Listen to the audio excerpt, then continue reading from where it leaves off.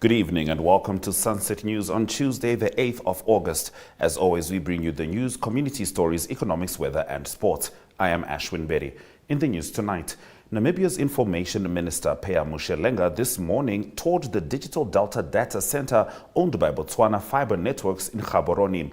The 1,000 square meter 400 rack facility is part of the national strategy to link the country's priority sectors with regional chain value chains. Now, Datayone Dichaba, founder and head of Ditech, a Botswana company that designs, customizes and manufactures mobile phones, laptops, desktop computers, tablets and internet routers, explains more. With our stakeholders, enhance legitimate trade facilitation, invest in number and its people, pursue innovation, optimize organizational efficiency. From Asia, mostly Taiwan and Japan and China, and then we assemble here in the country. So our project is divided into 3 phases. The first phase is semi-knockdown assembly, which is what you see here. So what you are seeing here is where China was 15 years ago. So we are very enthusiastic as Pan-Africans that we also have what it takes to bring industries of this nature here on the continent. And we were very much cognizant of the challenges that comes with industry of this nature. So we are on phase 1, which is semi-knockdown. Then we have phase 2, which is SMT, which I'll just take you through while I'm explaining. So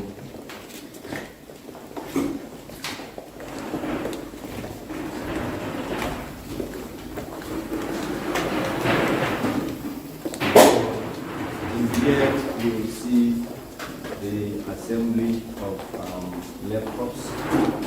We just completed laptop assembly for another secondary schools. We did In our next story, the woman who was found guilty a year ago at the Oshakati High Court of killing her newborn son in March 2020 was on Friday sentenced to an effective 22 years. Judge Duard Keslau, who handed down the sentencing to Hilda Chekupe Ita, said she is convicted on charges of murder and attempting to defeat the course of justice. Keslau said Ita is sentenced to 22 years, of which 3 years is suspended for 5 years on condition that the accused is not convicted of murder or culpable homicide committed during the period of suspension. On count 2 for attempting to defeat or obstruct the course of justice, Ita has been sentenced to 12 months imprisonment. Keslau ordered that the sentence imposed on count 2 be served concurrently with the sentence on count 1. Ita gave her 1-day-old son Elia Andreas a methylated spirit which she had received from the nurses at the hospital to clean the baby's wound. She gave birth on 12 March 2020 at the Oshakati State Hospital and was discharged on the 13th. In her plea statement, which she submitted to the court last year, Ita explained that after she was discharged from the hospital, she returned home to Upindi location in Oshakati, where she lived. Red Force denies the allegation that it approached the Windhoek High Court with unclean hands as they demand over 9 million Namibian dollars from Rundu Town Council for terminating the contract before it lapsed. The debt collecting company made the arguments in its reply affidavit following the defense affidavit of the Rundu Town Council, arguing that Red Force approached the court for a recourse, but at the same time the debt collector was on the bridge of the contract itself, describing it as going to court with unclean hands. Rundu Town Council terminated Red Force's contract in February, 10 months before the agreement was supposed to come to an end. What triggered the council to show Red Force the red card is the allegation that it failed to meet its monthly 5 million Namibian dollar target for consecutive months. However, Red Force has accused the local authority of sabotaging its efforts to collect the monies owed by the defaulters. The Health Defence League is alleging that not even the government knows the contents of the COVID-19 vaccines that they are administering to people, and that all information should be made public in order for people to make an informed decision to take the vaccine. In die hofsaak wat die Health Defence League teen die regering, Ministerie van Gesondheid en ander respondente aanhange gemaak het, sê hulle dat selfs nie eers die ministerie weet wat die COVID-19 enstof alles bevat nie. Hulle verwys natuurlik na die trade secrets of handelsgeheime wat die vervaardigers van die entstowwe nie aan enigiemand bekend maak nie. Hulle beweer daarom dat die regering hierdie entstowwe aan die publiek toedien sonder dat hulle presies weet wat dit bevat of wat die moontlike neeweffekte daarvan kan wees. In hierdie hofaansoek eis die Health Defence League dat die regering al die inligting moet bekend maak wat hulle weet van die entstowwe sodat mense 'n ingeligte keuse het om te besluit of hulle hierdie inenting toegedien wil word of nie. Die ministerie beweer egter dat al die inligting reeds in die openbaar is in terme van wat daar op die Wêreldgesondheidsorganisasie se webtuiste gedeel word en die kennisgewings wat deur die ministerie uitgereik is. Hierdie handelsgeheime word egter nie aan die publiek bekend gemaak nie en bly natuurlik vertroulike inligting. Die hofsaak tussen die Health Defence League en die regering en ander respondente is nog nie reg vir verhoor nie en hulle is tans besig om ander kwessies op te los voordat die saak na verhoor kan voortgaan. The University of Namibia Hage Geingob campus held a health and veterinary exhibition. Stay with us as we get more into this in Story of the Day.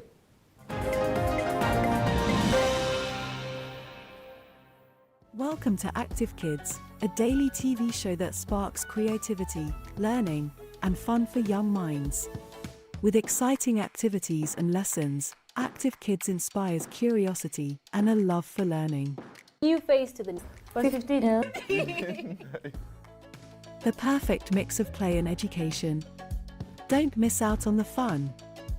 Tune into Active Kids on NTV every weekday at 10 o'clock and let the adventure begin.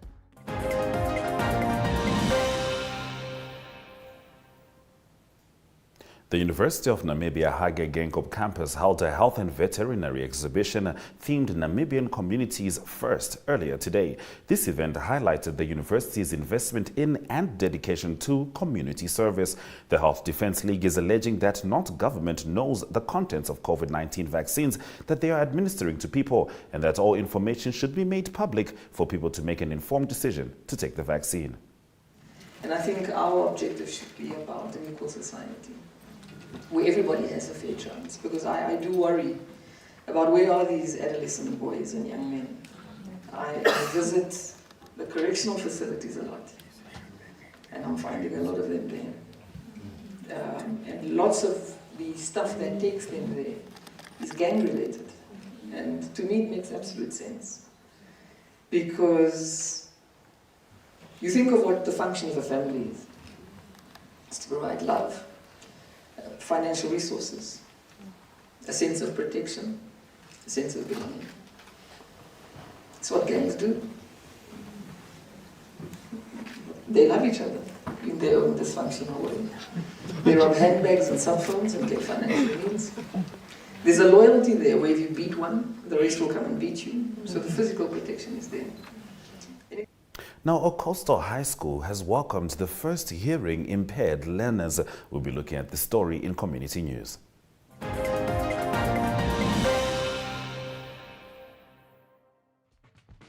Welcome to My.NA Cars, your ultimate destination for everything automotive. I am your host, Diana Master. Teamwork makes the dream work, right? Discover the latest models, innovative technologies, and expert insights from our passionate hosts. Learn essential maintenance tips and get exclusive behind-the-scenes access to the automotive industry. Don't miss My.NA Cars on NTV every Thursday at 2100 hours. Tune in and ignite your passion for automobiles.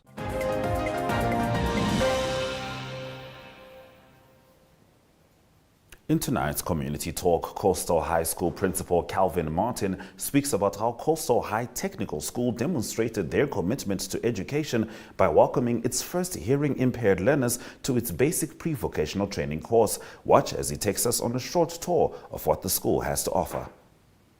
My name is Calvin Martin and I'm the principal of Coastal High School. Mr. Martin, give me a bit of background on your basic pre-voc course that you have here at Coastal High. Yes, we have the basic pre-vocational stream that we have introduced in 2022 when we have started with the first year hospitality and food preparation and agricultural science. And what we are trying to do here, or what we are doing here, not trying to do here, is to cater for those learners who's academically not strong and who have been in the phase for quite some years now. And if they turn 16 years, we take them into the basic pre-vocational stream. And then they start with their year one. Because here we look at learners that repeated several times in the primary school already the specific grades, and now they're in grade 7, they're quite very old, they're turning 15. So yes, we would like to also accommodate them, and this is the only way that we can accommodate them at that school in the basic pre-voc stream, so that they can also show their worth. Okay. Amongst these learners that also come in for special attention, you guys also take in hearing impaired learners. Tell us a bit about that. Yes, this year, for the first time, we have taken in hearing impaired learners in the woodwork course and the fashion and clothing course. So we have 6 learners in total, and we're also fortunate that the ministry is supporting us in this regard at the school with 2 language interpreters. So they have their teacher, and then we have a language interpreter that moves with these learners to, if they go for their respective subjects. Now you have to take into consideration they have the trade subject, and this year we offer 4 trade subjects also. It's fashion and clothing, woodwork, food preparation, and then the agricultural science. Now for the first year in grade 8 we have now hearing impaired learners, and 2 sign language interpreters have been appointed to assist these learners also to get the necessary support and the assistance. And they are doing 6 subjects. It's the skill subject, and then we have communication, which we can say that is your language. We have entrepreneurship, and then we have numeracy, that is like your mathematics. And we have work orientation, that's a combination of your history, geography, life skills. And then we have also information communication technology that is important for these learners that we do offer to them. So those are the 6 subjects that they take.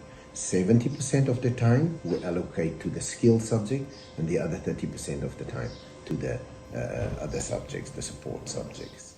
Certainly an example worth following. Now in economic news after the break, Nedbank's headline earnings increased to 7.3 billion rand. Stay with Sunset News.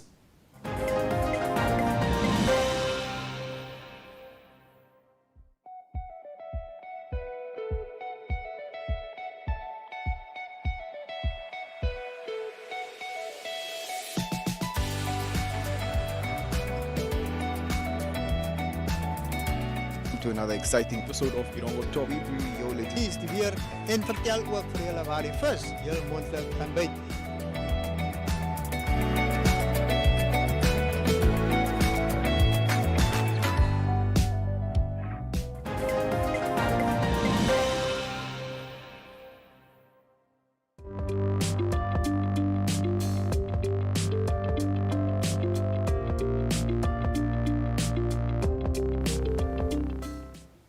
Johannesburg Stock Exchange listed Nedbank Group reported a 10% increase in headline earnings to 7.3 billion rand for the first half of 2023. The increase in headline earnings was underpinned by strong revenue growth, including associate income of 14% and good expense management, enabling pre-provisioning operating profit growth of 22%. This was partially offset by a 57% increase in the impairment charge, particularly in the retail consumer banking segment in South Africa. Let's head into the economic indicators. The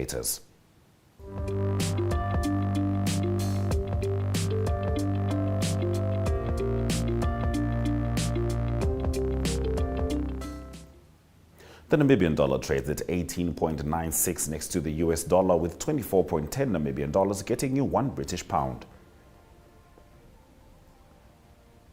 Looking at commodities, copper managed an uptick of 0.52%, whilst other commodities made some downturns.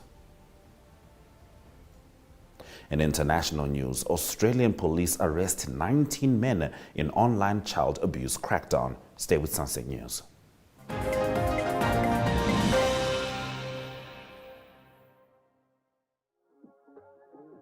We are so excited to be kickstarting your morning with entertainment. Everything was happening during this past weekend. Yes. Exciting news. Wow, no, she was killing it already. In my opinion, I don't see anything wrong with him serving the full term.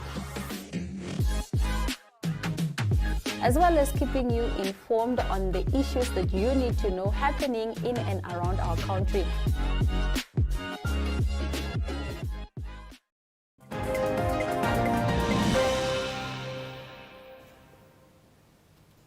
In international news, Australian police arrested 19 men for allegedly sharing child abuse material online and saved 13 children from further harm after receiving intelligence from the Federal Bureau of Investigation authorities earlier today. The investigation, called Operation Bacchus, began in Australia last year after the murder of 2 FBI agents in Florida 2021 who were investigating child abuse in the United States.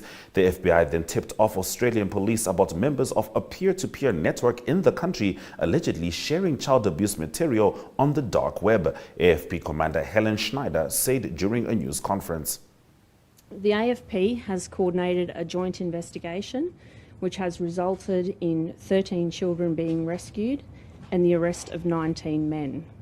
We will allege that these men were members of a technologically sophisticated online child abuse network that were operating across the country. Operation Bacchus kicked off in 2022 as a result of information that was provided by the FBI to the ACE in relation to Australian members of a peer-to-peer network allegedly sharing child abuse material online. This has been a complex investigation. Members of this network were using encryption and other methods to avoid law enforcement detection whilst they were sharing videos and files of child abuse material. We assess that some of those offenders have potentially been committing offences for over 10 years. This is a peer-to-peer network, so obviously that's how we allege that these individuals were sharing child abuse material with each other. What I can advise is the majority of these individuals were experienced in ICT or in current ICT roles, so they had a higher level of technical competency. The longer people like this avoid detection, it means the longer the cycle of abuse continues.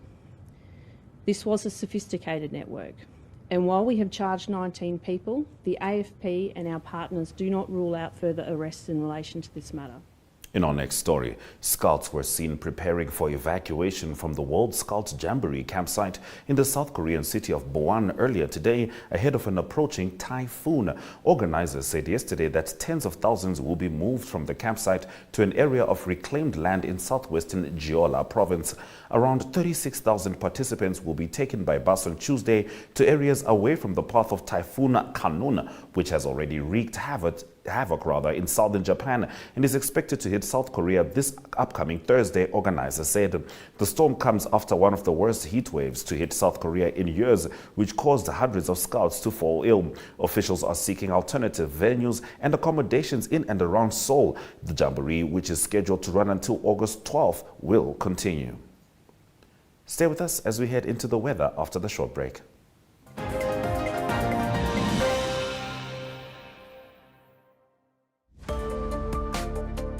Namibians are still safe.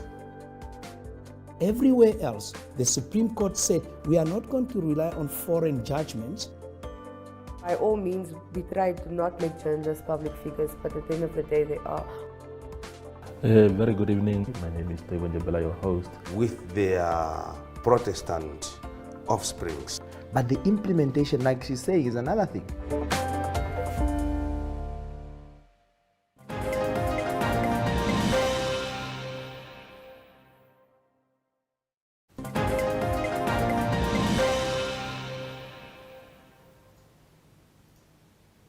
Looking at the weather forecast, Katiba, Mulilo and Rundu can expect sunny conditions, whilst Windhoek and Gobabis are partly cloudy, sharing a minimum of 11 degrees Celsius.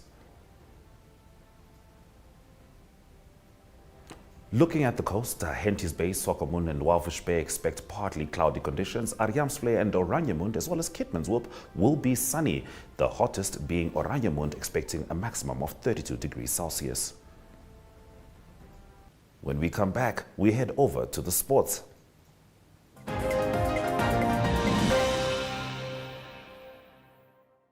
Welcome to What's Cooking, where culinary passion meets expert insights. Somebody must really want to cook and want to cook good food.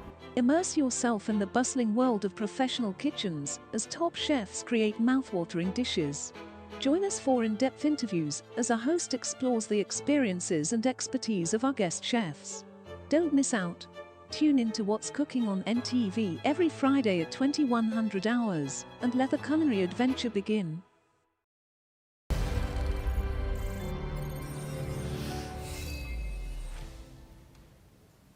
Good evening and welcome to your sport news section on Sunset News. I'm Jesse Jackson Kauraifa.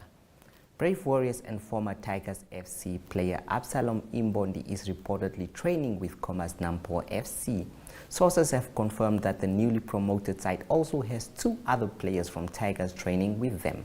Speculation is also rife that a few young players from the First Division, including a player from Black Africa and African Stars, have also joined the Namibia Premier League police team. Namibian Sun understands, however, that none of the players training with the team have signed a contract with the club yet. Antonius Amukongo and Evelyn Shilongo emerged as victors in the 6th round of the 2023 Nedbank for Good Series, which took place at Oshakati Golf Club in the northern town on Saturday. A total of 24 golfers took part in the day. Amukongo garnered 45 points ahead of Eino Kamati, who amassed 42 points in 2nd place, and Eliphas Imbondi, who managed 41 points in 3rd place. Shilongo led the event by 37 points ahead of 2nd place Hilia Ininga on 27 points. The exciting first edition of the PST-Bet Omusati Region Governors Cup has concluded on Sunday evening, with the Governor Ignatius Enjala describing it as a resounding success. Jokingly, Enjala said the amount of attendees they had at the Cup made visitors believe that Olufuko Cultural Festival is back. The Okalongo constituency emerged victorious in the netball category after defeating Etavi constituency with 22-17 points. That is all we had for you from the sports section tonight. Goodbye.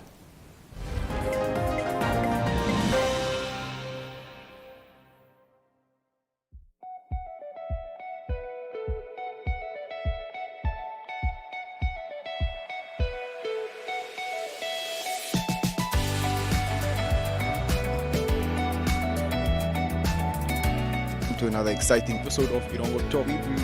Is die weer en vertel ook vir julle waar die vis heel moontlik gaan byt.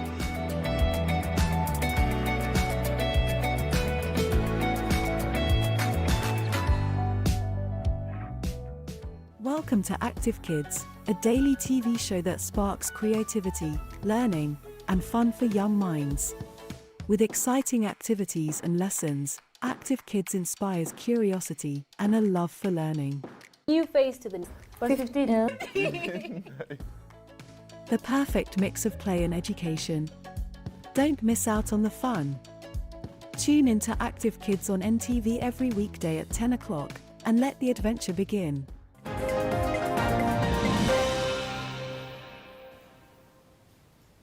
Thank you for staying with Sunset News. Let's head into the highlights from this evening's broadcast.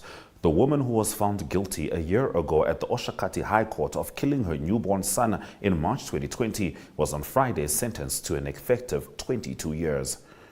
Red Force denies the allegation that it approached the Windhoek High Court with unclean hands as they demand over 9 million Namibian dollars from Rundu Town Council for terminating the contract before it lapsed. And Brave Warriors and former Tigers FC player Absalom Imbondi is reportedly training with Commerce Nampo FC. Sources have confirmed that the newly promoted side also has 2 other players from Tigers training with them. And with that, we have come to the end of the broadcast. Make sure you join Sunset News on Facebook, on all the NMH platforms, on weekdays as well as on Sundays on our website, oneup2.com. And you must remember, Sunset News screens on DSTV channel 285 and GoTV channel 25 every weekday and Sunday from 7:30 p.m. to 8 p.m. This has been Sunset News. My name is Ashwin Berry. Don't end your day without us.